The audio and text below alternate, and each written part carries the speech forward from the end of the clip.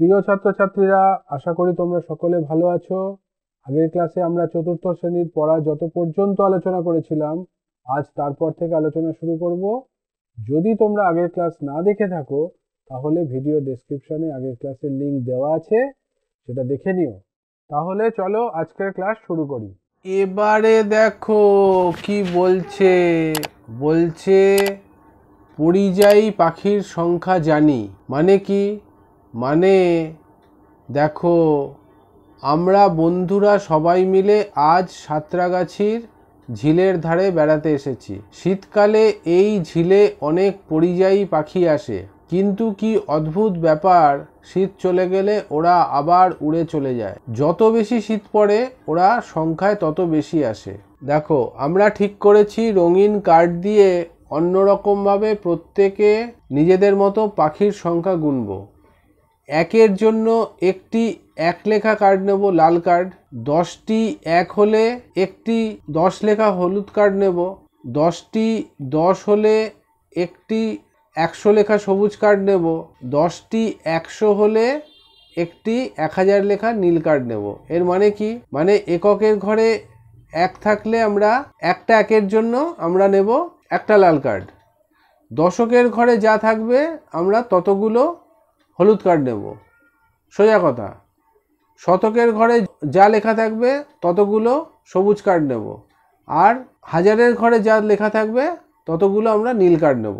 এটা হচ্ছে সোজা কথা। তাহলে দেখো, প্রথম সংখ্যাটা হচ্ছে 72, 7 2। তাহলে দেখো, দশকের ঘরে আছে 7, তাহলে 7টা হলুদ কার্ড নেব। দেখো, 1 2 3 4 5 6 7, 7টা হলুদ কার্ড আর দুটো লাল কার্ড, 1 2।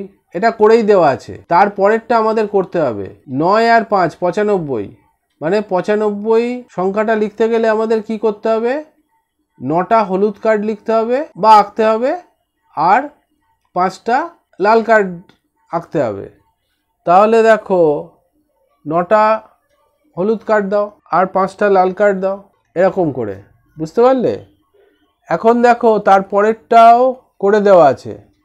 কিরকম দেখো, 322। তার মানে 3টে সবুজ কার্ড, দেখো 1 2 3। দশকের ঘরে 2, দেখো দুটো হলুদ কার্ড, ঠিক আছে।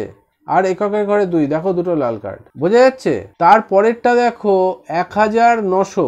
মানে হাজারের ঘরে 1, মানে আমাকে একটা নীল কার্ড দিতে হবে আর 9টা সবুজ কার্ড দিতে হবে 100 লেখা। বোঝা গেল?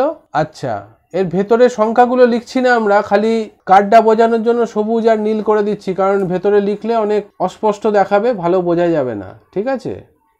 জায়গা ছোট তো। তারপরেরটা দেখো করে দেওয়া আছে। হাজারের ঘরে দেখো 2 আছে, দেখো দুটো নীল কার্ড, 1000 লেখা। তারপরে শতকের ঘরে 4 আছে, 4টে সবুজ কার্ড, 1 2 3 4। দশকের ঘরে 1 আছে, একটা হলুদ কার্ড, আর এককের ঘরে 2 আছে, দুটো লাল কার্ড। ঠিক আছে? 2412। তারপরেরটা আমাদের করতে হবে 3208।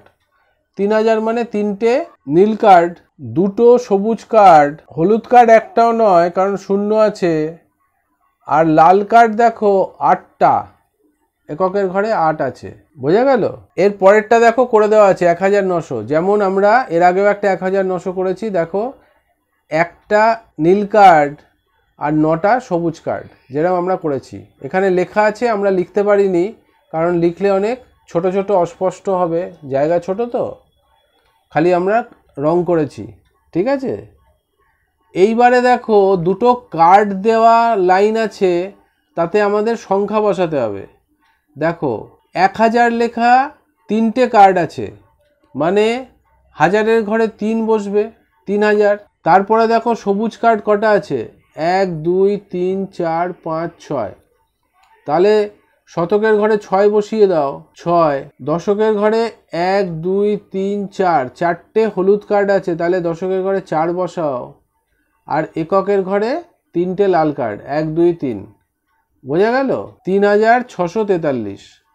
তারপরেরটা দেখো একইভাবে 3টে নীল কার্ড, 1000 লেখা, তাহলে 3000, তারপরে সবুজ কার্ড 1 2 3 4, শতকের ঘরে 4, তারপরে দশকের ঘরে 1 2 দুটো হলুদ কার্ড, আর তারপরে এককের ঘরে 2 দুটো লাল কার্ড, তাহলে 3422।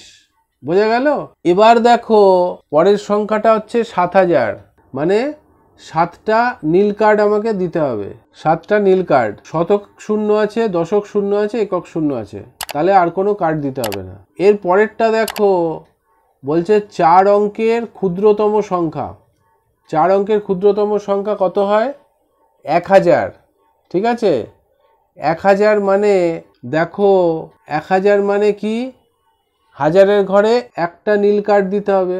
আর 1000 মানে শতক শূন্য, দশক শূন্য, আর এককও শূন্য, তাই জন্য একটা খালি নীল কার্ড। 4 অঙ্কের ক্ষুদ্রতম সংখ্যা। ঠিক আছে, এর পরেরটা বলছে 4 অঙ্কের বৃহত্তম সংখ্যা, মানে 9999, মানে আমাকে 9টা নীল কার্ড দিতে হবে, 9টা সবুজ কার্ড দিতে হবে, 9টা হলুদ কার্ড দিতে হবে, 9টা লাল কার্ড দিতে হবে।